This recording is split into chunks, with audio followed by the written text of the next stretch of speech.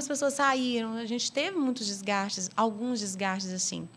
Mas a gente tinha assim amigos que eu achava que eu ia conviver com eles pelo resto da vida. Então, quando o Senhor foi mudando aquela estação, gente, doeu demais em mim.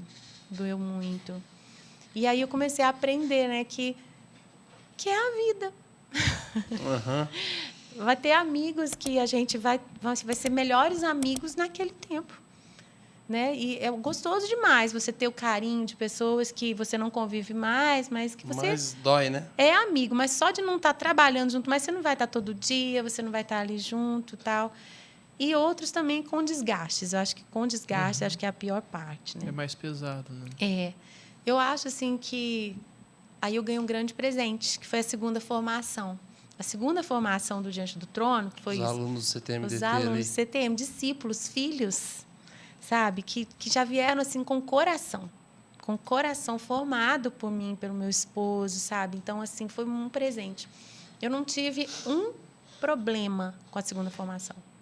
Eu ganhei um presente. Foram 5 anos tão leves. Acho que até o meu estresse diminuiu. É porque também a primeira formação, tudo também foi acontecendo, mudando a estrutura, tudo foi... vamos gravar um CD com a igreja, vamos, daqui a pouco... Desbravou, né? E 1 milhão de gente e tal, daqui a pouco foi tudo tendo que se adaptar, né? Tipo assim, e nessas mudanças, com adaptações, mudanças vão acontecendo e pessoas criam expectativas do que deveria ser, ou como que vai acontecer, e como é que... Então, rola de tudo, né? Porque até para eu me enxergar como mudanças, líder, né? até para eu me entender como a líder. Era muito difícil, sabe? Algo que todos os líderes precisam aprender logo, é a não tolerar Jezabel. Sabe? Satanás, ele se transveste de muitos espíritos, né? E um deles, que a Bíblia cita em Apocalipse, é Jezabel. E de todos os elogios que a igreja ali recebeu, houve uma repressão. Eu tenho contra ti. Imagina, o Senhor fala, Ana, olha, parabéns pelo seu zelo, parabéns pela sua fidelidade, pelo seu desprendimento com o dinheiro, parabéns pela sua humildade que você tem buscado, devolver toda a glória para mim. Ele podia me dar um monte de parabéns e falar, olha, eu tenho contra ti. Você tolerou Jezabel. Então, trabalho em equipe é o seguinte, trabalho em equipe, pastoreio de igreja, família, relacionamento é o seguinte, se tem alguém que você tem medo, se você tem intimidação com alguém, pode começar a orar. Pode começar a orar, tem que haver confronto, tem que haver conversa. A gente não pode ter medo. O nosso inimigo tem que estar do lado de fora, gente, não dentro. Sabe? Então, eu acho assim que foi muito duro, foi muito difícil, mas eu passei por esse tipo de amadurecimento para me posicionar, porque intimidação com pessoas, você só vence com confronto. Você só vem se posicionando, falando até aqui, chega, entendeu? E geralmente Jezabel, ela se apega como melhores amigos, se apega como pessoas que querem estar ali como segundo lugar, como pessoas que ganham a sua confiança. Então é muito difícil você fazer os limites com esse tipo de relacionamento. E Jezabel, vez após vez, vai tentar sugar as nossas forças. Se a gente tem medo de se posicionar, medo, eu não posso abrir tanto assim. Mas a minha segunda equipe, gente, aí eu falo que eu ganhei assim a melhor experiência da vida. Imagina, foi muito leve. Sim. Foi muito leve, foi muito alegre, foi muito bom. Pode não ter tido os milhões e milhões de pessoas, mas não teve as tensões. Não teve o estresse. Foram muitas, Ana? As tensões? Muitas, muitas. Eu lembro do Gustavo... Dorflex que o diga. Relaxante muscular. Torcilax.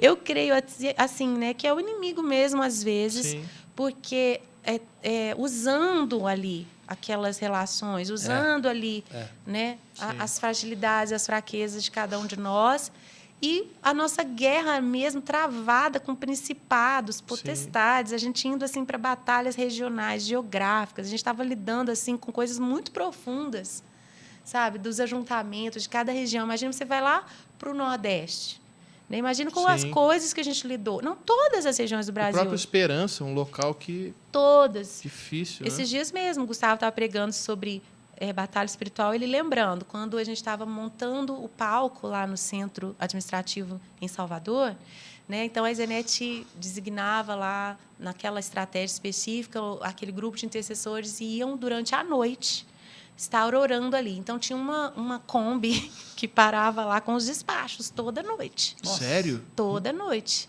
No local do palco? No local onde ia ser construído o palco. Era direcionado a vocês? Não sei. Ou Pode não? ser porque lá é o lugar do governo sim, também. é. Né? O prédio do governo. Então, enquanto os intercessores estavam lá orando e tal, parava aquela toda noite. E aí chegava um homem com um cachorro e comia aqueles despachos. Nossa. Entendeu? E esse homem, ele foi evangelizado por eles, esse homem foi liberto de demônios, esse homem era um desviado que voltou para o Senhor. E o que aconteceu, gente? O cachorro morreu. Nossa. O cachorro morreu e a van não, na época era a Kombi, nunca mais voltou. Nunca mais voltou, durante pelo menos aquele tempo, sabe? Eu creio assim, a gente viveu muitas transformações, muitas mudanças. Nesse álbum mesmo do Esperança, havia uma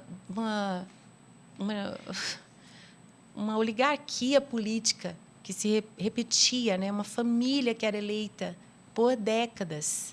E, naquele próximo ano, pela primeira vez, houve uma mudança partidária de quem ganhou. E o primeiro show do ano na Bahia foi um evento evangélico, foi o pastor Cirilo. Então, era muita oração, sabe? Muita batalha espiritual. E eu sei que isso mexia com o ambiente, né? E mexia dentro das nossas relações também. A gente estava mexendo com coisas muito Existiam profundas. pessoas que, às vezes, não estavam no mesmo espírito nessa com primeira... Com certeza. Que, vamos lá, vamos ministrar. Porque é algo muito pesado, uma batalha muito pesada. Sim, e ao mesmo tempo hoje eu tenho mais maturidade para ouvir algumas coisas e rir. E na época eu não ri, sabe? Ter compaixão, eu não tive. Acho que esse zelo, sabe? É explicável isso? Tá, por exemplo, a gente foi pegar o visto para ir para o Japão. E aí a gente estava dentro do micro-ônibus, não sei, que o consulado, acho que era lá no Rio. E eu ouvi atrás de mim o pessoal falando, ai, que bom, né? Tipo, o visto deles foi negado, mas pelo menos eles tiveram um almoço numa peixaria. Eu fiquei tão chateada, como tipo, se... Não entendendo o propósito daquilo ali tudo. Tipo isso. Poxa, ai, que bom, pelo menos eu estou comendo uma comida boa. Mas hoje, quando eu olho para trás, eu penso assim, poxa, eu acho que eu não devia ter ficado tão indignada no meu coração. Mas eu julguei mal os meus irmãos. Sim. Porque realmente, gente, que fantástico, né? Você viajar pelos países, você comer comidas diferentes que talvez você nunca comeria se você ficasse só na sua cidade. Jesus que proporciona também, né? Coisas tão boas, entendeu? Mas eu era assim tão focada, sabe? Que eu radical. Eu acho que talvez seria Tinha uma uma zelo palavra. radical. Tinha uma zelo pontinha radical, um zelo radical. Podia segurar um pouquinho, você acha? Hoje eu lido muito mais leve, porque a vida ensina a gente, né? Sim, com certeza. A vida ensina a gente. Eu faria muitas coisas diferentes. Eu até fiz uma pregação sobre isso no nosso aniversário de 20 anos. O que você faria diferente hoje? Acho que eu não toleraria Jezabel bem mais rápido do que eu tolerei. Faria alguns cortes. Você segurou muito tempo. Muito tempo. Mas era a menina Ana crescendo, entendendo também a sua posição de liderança, sabe? É que cada movimento que você faria geraria muita coisa, um reverb muito grande, né? Sim. Principalmente na época, né? Sim. Você tinha que pensar muito bem em tudo que você ia fazer, enfim. É muito difícil eu falar isso, mas chegou um tempo que o Senhor falou para mim, Ana, você não precisa de ninguém para fazer o que eu te chamei para fazer. Você não precisa de ninguém e nem de dinheiro. Você só precisa de mim. E hoje, literalmente assim, né? Até eu estava aqui em São Paulo, num evento de premiação que concorremos como banda. Eu falei, gente, eu não sou mais banda, eu não sou mais grupo, tem que mudar esse conceito, né? Eu acho que eu vou ser sempre diante do trono, porque o diante do trono sou eu. Né? Nasceu lá no meu chuveiro, não é isso? Eu sempre vou ser diante do trono, mas o Senhor... Mas até chegar nisso também fala de uma desconstrução, né? E o Asaf foi quem uma vez, num 1º de janeiro, A gente sempre fez muito retiro. Tanto na primeira formação, na segunda formação. A gente sempre tirou muito tempo para ir para a estância. Antes da estância Paraíso ser o que ela é hoje, a gente alugava aquele lugar para os retiros espirituais. E ele foi uma vez ministrar para nós, depois ficou lá em casa, e a gente fez um churrasco lá em casa, e ele falou assim, Ana, eu estou vendo você de mochila. E o Senhor está falando para você que a sua estrutura é muito grande, muito pesada, e vai chegar o dia que a sua estrutura toda vai estar numa mochila. A sua estrutura toda vai estar numa mochila. E tem sido muito bom. Porque eu vou te contar, viu? Mas é um desapego e uma desconstrução absurda, né? Muito grande. Eu me lembro, assim, Jezabel, ela me intimidou muito tempo. Quando eu fui pela primeira vez para os Estados Unidos, para o mestrado do meu esposo, acho que a gente tinha 13 anos de ministério. Aí, o CFNAI me convidou para ministrar lá, né? E eu aceitei. Meu filho Benjamin tinha poucos meses, acho que uns 3 meses nessa época. E aí chegou o dia de ministrar. E eu ainda estava amamentando, começando a aprender a ser dona de casa, e não tinha ajudante, coisa bem complicada. Então, eu marquei o ensaio um pouco antes da ministração, com os músicos deles lá da escola, e, por e-mail, eu mandei, né, com antecedência o setlist, mandei o repertório e tal, e as cifras e tudo, mas eu não sabia quem eram as pessoas, não tinha relacionamento. Me deu um pânico.